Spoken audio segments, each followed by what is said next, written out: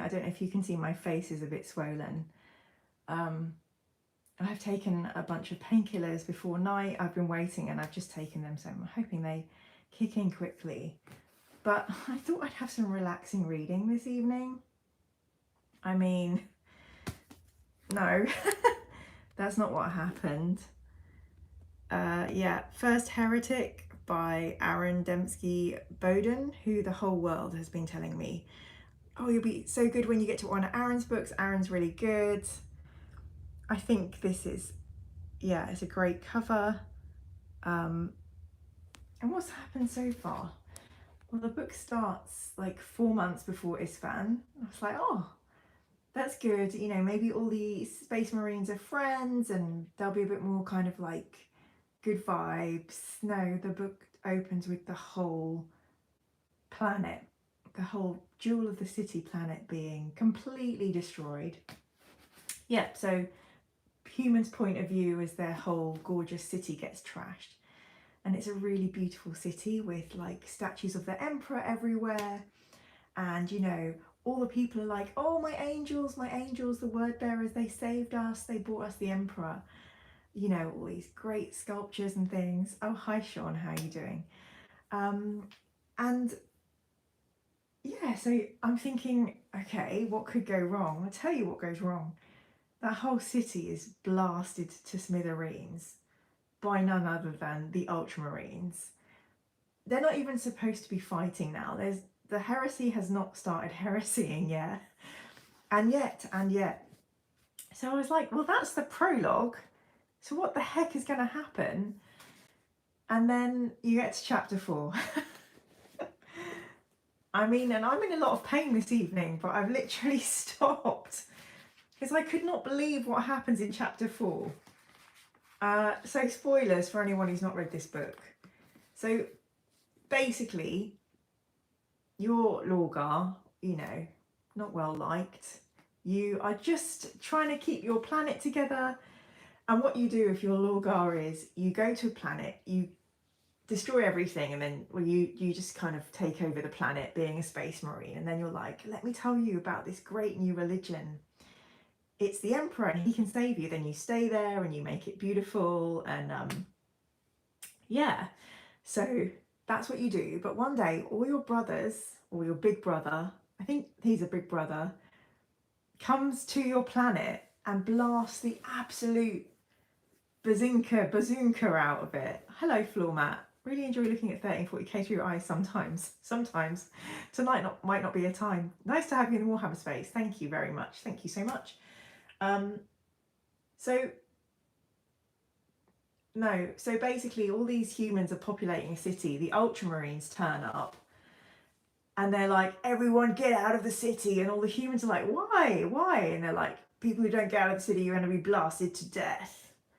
Everyone's like, what's going on? The last time these people were here, they helped us. But, you know, there's one survivor, you know, we see her, you know, we have her point of view, and she's in a balcony window, and this ultramarine goes, get out of the city. And she's like, why are you doing this? And he won't answer her. So basically she gets out of the city, and then the ultramarines just completely bombard it. Everything's flattened, everything. It's like, it's almost exterminatus, but not. Like all the cities are blown up. Yay, thank you, Onirayu. Thank you for working your way to Horus Heresy. Look forward to you and Ian's collabs. Yes, Ian and I are talking about Nemesis, Kingmaker, Assassinatorium, and Bloodlines next week, so I'm excited for that. We haven't seen Hell's Reach yet, but we're going to do a watch along. We're going to watch it together on my channel. Oni Ryu, what a lovely name. Hello, Oni Ryu. Hello, the one true kit. Space Marines, the baddies, no way. I know, but these people on this planet were thinking the word bearers were the good Space Marines, which confused me so much. That's why I was like, I need to read this book, because some people think word bearers are good. It really blew my mind. Parker, hello Parker, welcome. Oh, we're reading probably the best Horus Heresy book. I don't know if it's the best, because obviously my favourites, you know, I've been enjoying a lot on the way. We've still got like 40 to go, but yeah, this is certainly amazing so far. So basically the ultramarines just blast the crap out of this city. Then what happens is the word bearers turn up and they're like, what is going on? So they come and they're like, they see everything's devastated and Lorgar is really, really cross. And then there's another guy, Lorgar's buddy, and it's a similar situation to in Dark Angels, where, you know, the lion was brought up on a death world called Caliban. He actually had a foster father before the emperor came and said, hi, I'm your bio dad, like you have my genes. Well, it's the same thing with Lorgar. Like, he's got a planet dad. What's his name again? Sorry, I'm on a lot of painkillers at the moment. Corferan.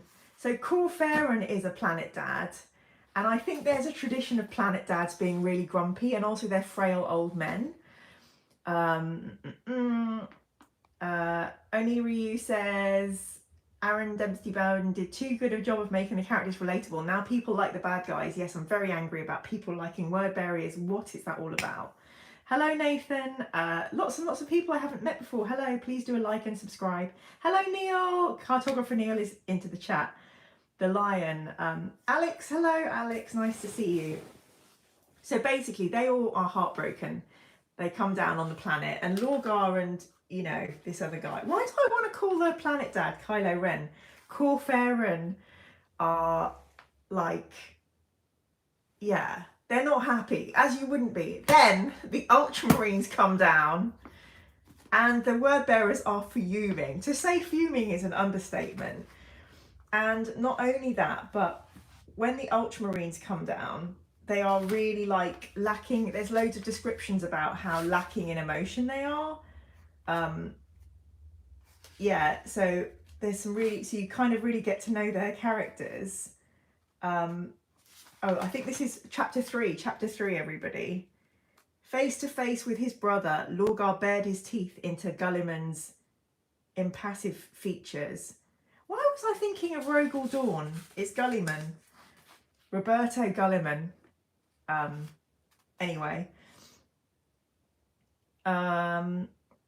Yeah, so basically Lorgar's all up in his feelings, and Roberto, whatever his name is, Gulliman from Macaridge, is just like really chilled, and he's like, I'm sorry, little brother. Like, basically, I'm sorry, little brother, but we had to do it. We got told to do it. And they're like, who told you to do it? And then, guess who pops out of a spaceship? Malcador. Malcador the Sigillite, who flipping heck, what is he doing on this planet? So I've always known, here's some shocking things about Malcador. I thought all the Primarchs, sorry, I'm on painkillers and my jaw is really killing me. I thought all the Primarchs respected Malcador because he was like Emperor's planet dad, Emperor's best buddy from Terra, right? You know, the right hand of the Emperor. Oh, no. Lorgar has no respect for Malcador. Doesn't believe him, and he's so angry, he's like spitting in his face. And, you know, Lorgar's shouting, flipping eggs. Hello, StarLXD. Robo Gorilla Man. Yeah, I like that. Planet's dad. No, a planet dad is like you know, not Kylo Ren, Corfarion, or, you know, Lionel L. Johnson's best friend. They are planet dads. Only some of them like Malcador Christian. I'm finding that out in this book. So he goes, yes, this is the thing that absolutely blew me out of bed. Blew me out of bed to come on alive. So they're going like, all the ultramarines are like, uh-oh, Lorgar's not taking it well. Only Grilliman appeared unmoved. Even Malcador was jarred, his eyes wide and his staff gripped tighter as he faced down the Primarch's anger. Okay, even when Malcador was smashing up like massive armies on Terra, he didn't seem that flappable, but he's flapped by Lorgar. He goes, Lorgar, and Lorgar goes, they chanted my father's name in the streets. And he goes, Lorgar, they honoured him with each sunrise. Lorgar came closer, his eyes wild, focused like targeting reticules on his father's advisor. Answer me, human. Bit of a slur there if you're not a space marine. Justify this when statues of the Emperor adorned every place of gathering. They worshipped him. Malcador raised his head, for he was half the height of both Primarchs. Scary, brave Malcador, you go Malcador. They revered him. He looked up at Lorgar, looking for some sign of comprehension in the giant's golden face. Seeing none, he drew breath again and wiped a fleck of the Primarch's spittle from his cheek. So Lorgar's so angry he's spitting all over Malcador. I was not expecting that, like proper alpha space marining over Malcador. And then I was thinking, what is in space marine saliva? Probably all kinds of chemicals and drugs and genes and stuff. They worshipped him. Malcador raised his head, blah, blah, blah. Seeing no comprehension on Lorgar's face, he drew breath again and wiped a fleck of the Primarch's spittle from his cheek. They worshipped him as a god. You plead my case for me? Lorgar dropped his Crozius, letting it fall to the broken ground with a dull thud. He looked at his hands, fingers curled into claws as if he would tear out his own eyes. You stand in the ruin of perfection, and you say yourself this city was annihilated for nothing. Have you travelled the length of this galaxy to show me you've lost your fragile mortal mind? So you've had a human and a mortal, so we're definitely getting Lorgar's stance on, non-space marine entities. Lorgar. Now this is the bit that, like, imagine being blown out of bed and then going into a straight standing up pose. Lorgar, the sigillite tried again, but the rest of his words never left his throat. Malcador fell in silence, smashed aside by Lorgar's backhanded strike. Every warrior nearby heard the wrenching snap of bones breaking, and Malcador crashed onto the rocky ground 20 meters away, tumbling to a halt in the dust. Face to face with his brother, Lorgar bared his teeth into Guilliman's impassive features. Why did you do this? So he's hit Malcador around the face. Malcador's flown off. His bones are broken. He's 20 meters off in the dust. I was bloody hell. Like, I just wasn't expecting that. Like, I couldn't believe a Primarch was hitting Malcador. Like, that is, without Malcador, like, so much stuff wouldn't have happened. Like, the Emperor relies on him. Like, without him, so much stuff would have gone even worse wrong. So that kind of blew my mind and really stressed me out. And I can't believe everybody knew that was going to happen or that would be a thing. Christian says, Primarch saliva isn't acidic, unlike Marines. Yes, Corfarian did a spit earlier, and his spit was acidic. I didn't know Space Marines' saliva was acidic. That's another thing I've learned. Henry, hello Henry, welcome to the chat. Yes, this is my first ADB book. Okay, so there I go, like shock on shock on shock. Brothers destroying a brother's city before Istvan and the heresy. Then the next thing, that the ultramarines did it. Then Lorgar smashing Malcador across the desert. I kind of hate Lorgar anyway, so I am expecting that of Lorgar, but I can't believe he physically, let's be honest, this is GBH, grievous bodily harm, on his dad's advisor. So, but all of you know I am an Emperor botherer. I am very loyal. I do love the Emperor. So basically, Lorgar is just being a massive penis. He's just being so nasty. Christian saying Lorgar is right to do this? No, you shouldn't hit an elderly across the desert if you're like twice the size of them and have superpower and you break their bones. No, Christian, no.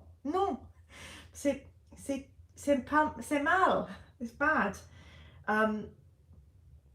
So anyway, Malcador says, the wounded First Lord of Terror closed his eyes using his staff of office as a crutch.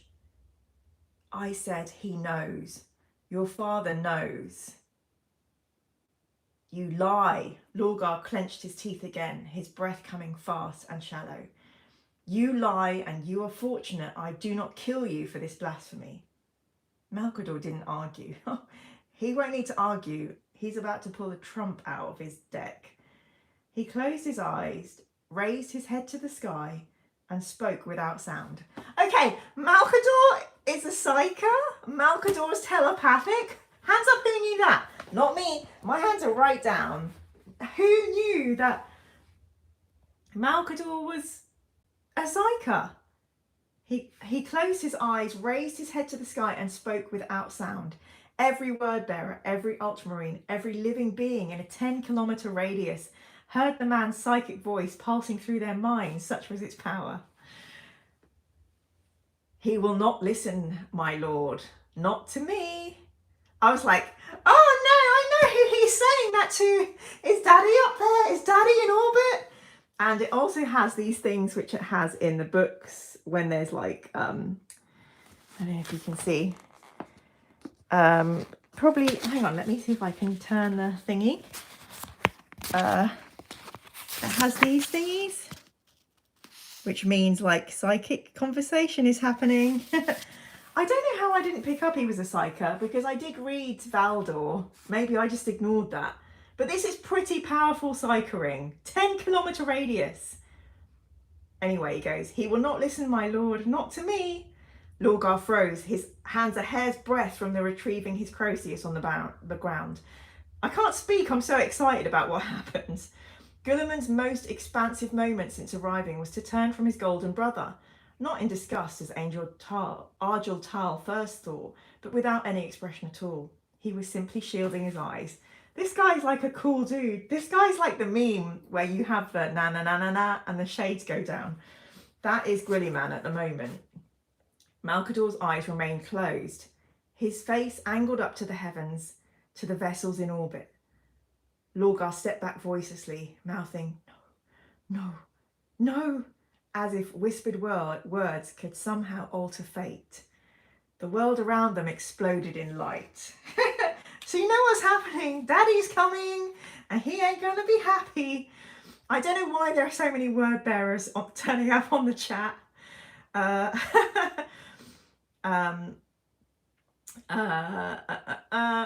has superpowers. Malcador's like the Primarch's annoying nanny though, says Tav.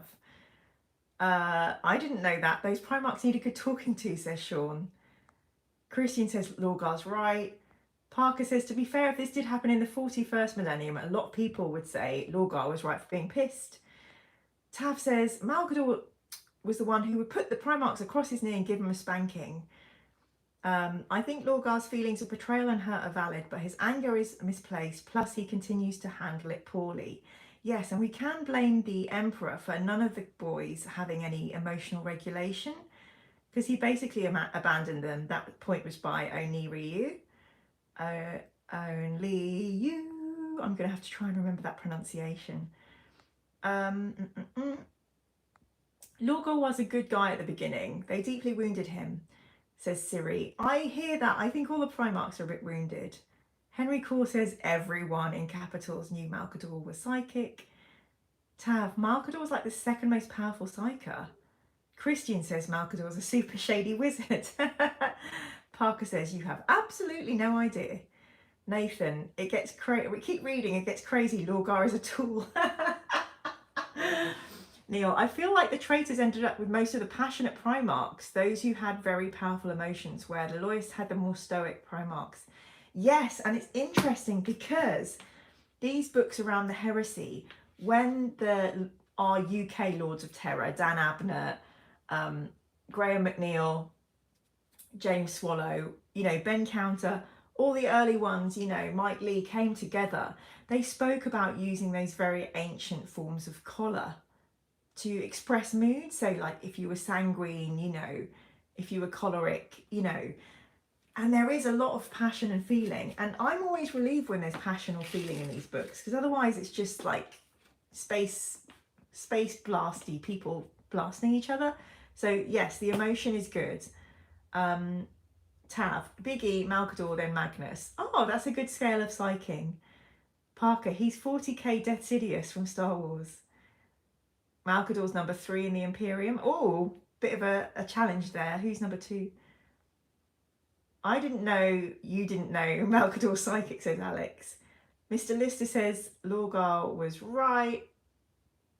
Oh, it's so hard to keep spoilers off this channel. Malcador once said if he could have saved any Primarch, it would have been Lorgar. Oh, that's really cute. So there's a team Malcador there. And yeah, so you know the best bit, the bit that was absolutely glorious. So the Emperor comes to the planet. And it's one of these beautiful meetups. Lorgar looked to the 6th figure, who was just a man. Despite the vigour of youth, age lines showed time's tracks across features that were both stern and gentle all at once. He was a tired, ageing man, and a heroic statue immortalised in life's prime. He was a young, grimacing warlord with cold eyes and a confused elder on the edge of weeping. Anyway, yeah, sorry, I always get lost in the Emperor's descriptions. And then it says, Lorgar, the man said. His voice was quiet but strong, lost in the indecipherable vista between hatred and kindness. Father, Lorgar said to the Emperor of Mankind. Oh, that was really good. That's everything I wanted. That's what I want to happen. Anyway, Daddy was furious. He has had to leave work early and he's very tired. And he makes them kneel. And Lorgar gives a bit of back chat. And he goes, my worlds are loyal. My legion shapes the most fiercely loyal words in your Imperium. Then the Emperor, in bold, it is not my Imperium. The words thudded into Ardril Tal's mind like a stream of bolter shells. For a brief, hateful moment, he glanced at his retinal display to check his life signs. He was certain he was dying, and had he not already been on his knees, he would have fallen to them now. Holy sugar. Lorgar keeps going, look. I speak no lies, you are a god, Lorgar. Lorgar! I mean... oh my gosh. Oh my gosh. So yeah, my heart's beating. I really need a good night's sleep, but I don't know how I'm going to sleep. But just imagine you are a Primarch and your dad says, word bearers, and this is still in the shouty, bold, hear me well. Like, this is embarrassing in front of your whole legion as well. You, among all my legions, are guilty of failure.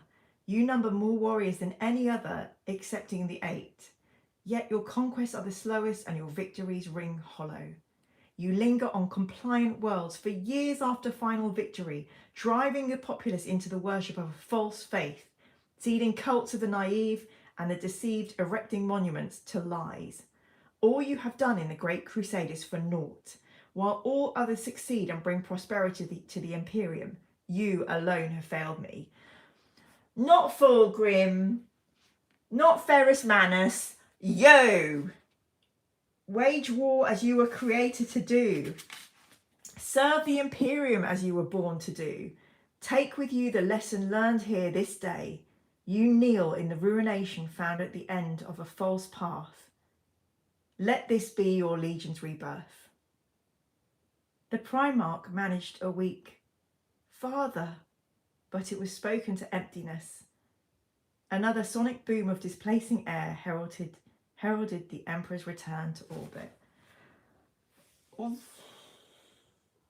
Anyway, I've had to deal with that before bed, so all of you. Parker says, this is definitely the worst day of Lorgar's life. I agree. I agree.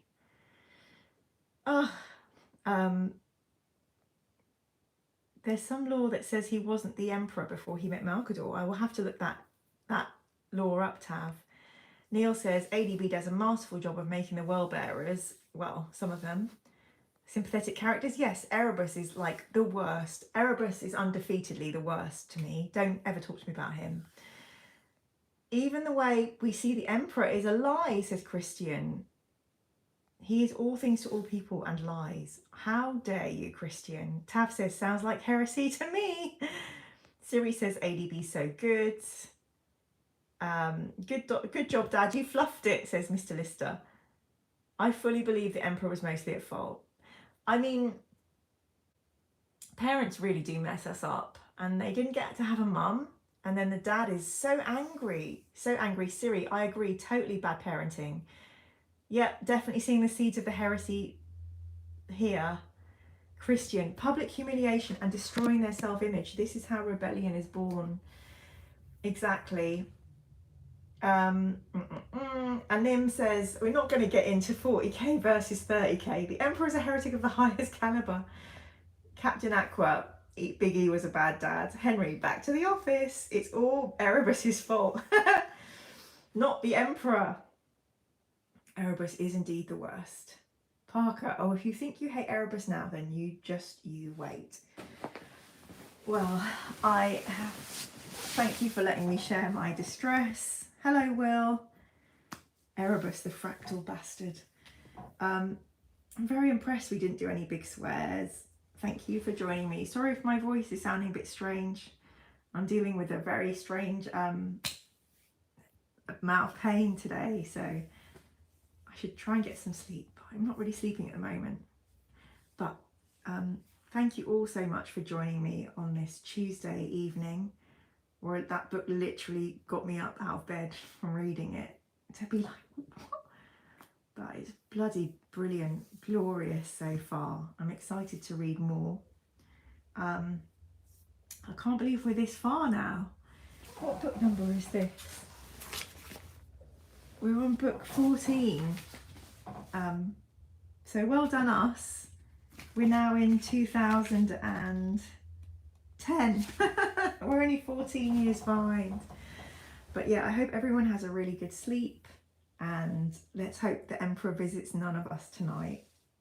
We have a really lovely sleep, and everyone have a lovely Wednesday. And yeah, great to share it with you, everybody.